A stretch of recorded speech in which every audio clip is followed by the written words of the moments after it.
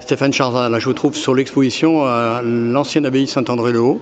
Alors on est devant des tas de pochettes de disques. Qu'est-ce qu'elles vous inspirent, ces pochettes? La présence des femmes dans le monde de la musique et surtout de solistes, puisque là on est en présence de musiciennes ou de chanteuses solistes, parfois les deux. C'est un aspect et puis une approche qui est différente et qui est pas toujours connue, quoi, qui n'est pas toujours présente en tout cas dans ce que l'on connaît du jazz.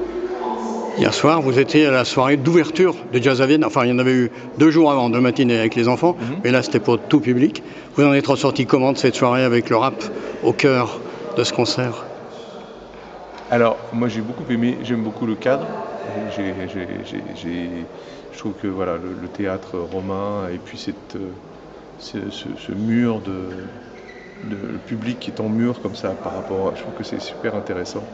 Il y a vraiment une bonne harmonie entre la scène et puis les musiciens et puis le public. Ce que j'en ai pensé, c'était bon, intéressant dans la mesure où je connaissais la vedette, hein, je connaissais MC Solar depuis très longtemps. Ça m'a fait plaisir de le revoir. Après bon. Une présence inattendue dans la programmation? J'ai quand même observé. Non, pas particulièrement. Non. Bon, le fait qu'il utilise un orchestre classique, ça m'a pas du tout gêné. Mais ce